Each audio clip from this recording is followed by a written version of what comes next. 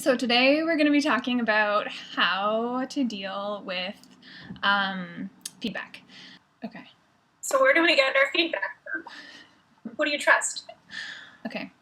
So I would say that I go to different people for feedback at different stages. My first reader is always my husband, and he just reads and tells me if something is bugging him or if he wants to know more about something. But he's not really a YA reader. He's a big sort of lit reader and nonfiction reader. But he's sort of like my safe reader. So it's like that first sort of like baby step into like feedback. So I always give it to my husband first. And then I usually will give it to a couple friends, one of which is a science fiction fantasy reader who is like who knows more about the genre and will give me his honest opinion. And then also with this book, with my most recent book, I had like professionals in the industry that have read it, and obviously they give like the most meaty feedback, which is what I really really want. So the more structural and like specific stuff, I usually get people in the industry to read it for, if that makes sense. But 2 years ago, I joined an online writing community, Scribblefile. It's a really great place to kind of get started. There's a really nice community of writers there, all different levels, and that was where I was able to get a few of my critique partners, and quite a few of whom I still use today, like 2 years later, because they're just really awesome, and they all bring different perspectives to different aspects of what I'm writing. So I value them a lot. Next question. Okay. When you get negative feedback, what do you do to process it? What do I do when I get negative feedback? Well, like all feedback, I mean, I don't really want feedback that's positive. I mean, I want to know if someone likes the story, likes a character, if the pacing is working. Like, I want to know that stuff. But that's not really, like, that's helpful for me, but it's not what I'm looking for in feedback. I want to know what isn't working. So when I talk about feedback, I'm typically talking about negative feedback. And so how I deal with feedback is I always read it through at least once. Usually it's more than once. And then I sort of like take some time away from it just to sort of let it sink in and like think about it. And then I'll go back and I'll start making, depending on how long the edit letter is, I'll go back, I'll comb through the letter and I'll like separate things out into like big picture stuff, and then more little picture stuff, or like I'll just like I'll separate it out and I'll focus on one character, and then like the next line will be like another character and like all the things I need to fix for them. So just so it's like more, I can like kind of chop it up into more manageable chunks so that I can sort of start to actually get to work on it. Yeah.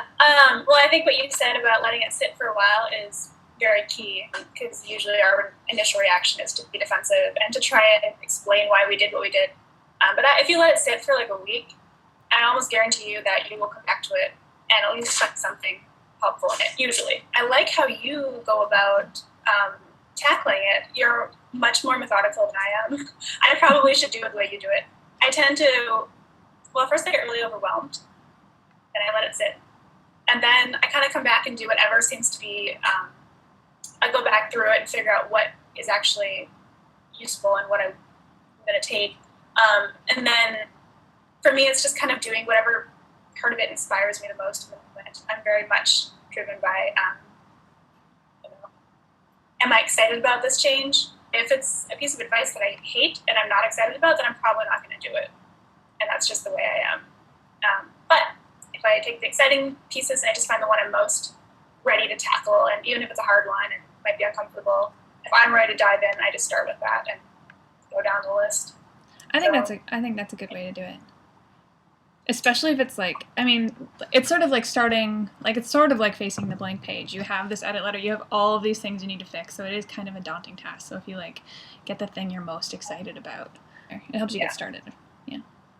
Is there ever a point for you at which, like, have you ever flat out, like, I don't know, rejected a thoughtful critique, even from someone you trust, but you just decided, I'm sticking with what I want? Have you done that? Yes. I mean, like, I'm kind of not including critiques that are totally off the mark, and like that you kind of like, once you've been doing this for a while and you've been giving your work to people, good feedback from bad feedback, and so I'm not really talking about like totally off the wall things. Like, I'm talking about feedback from like my pitch wars mentors, or from my agent, so like people who I really, really trust, and who like love the story as much as I do. I've definitely not taken things into consideration, I've definitely taken things into consideration and not done them. But it's pretty rare for me to not make a change, or to like absolutely hate a change. And I just want to talk about this one instance. I just want to talk about what can potentially happen when you take feedback that you don't necessarily agree with, or you just have sort of an instinctual like, no way, no way, no way, and incorporate it just to see where it goes. So when I was editing the book that my agent took out on submission a couple months ago, she really wanted me to change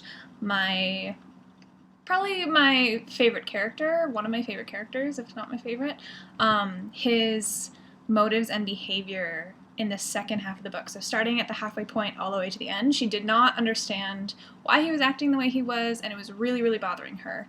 And I had very strong reasons for why he was acting the way he was, and I was just not wanting to change it. And I dug my heels in, and I dug my heels in, and I dug my heels in, and Heather, my agent, just pushed back, pushed back, pushed back. So while I was thinking on it, I just decided, I was like, you know what, I'm just gonna change it. I'm just gonna do the revision, see what happens, and if I hate it, if it doesn't work out at the end, then I'll just say I tried and it didn't work out, and I'm going back to the way it was.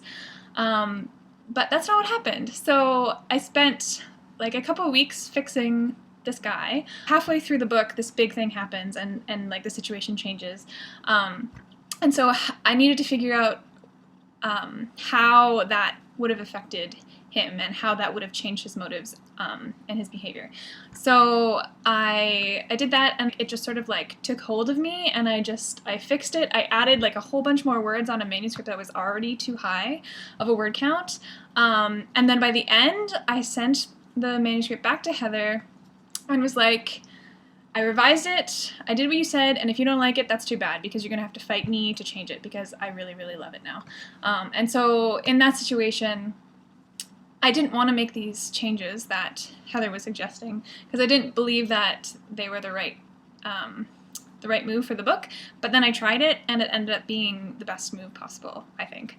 And like, it could have worked out differently, and it could have been, I got to the end and I was like, this is not working, this is not what I want, and then I could have just gone back to the old draft, and it wouldn't have been a loss of any kind. Always trust your gut, which I think you're going to talk about next, but also like, be willing to try new things, because it's not a waste of words. I would say, like, I'm generally of the belief that if one person says something, if it's a big thing, I don't do it usually until I have a second person saying the same thing. So I try to, I have quite a few CPs, maybe. I mean, I have a lot of general CPs, but I have like a small little like core group that I super trust a lot. And so if two or more of them are like, yeah, that's actually a really good point, that's when I really am like, okay, I think I need to do this. When I do, I don't know, I've never actually been pushed to change something that I loved maybe as much as what you, like your little example right there. I don't think that's happened to me yet, and I know it will happen. And I don't know how I would react. I don't know if I would be, I don't know.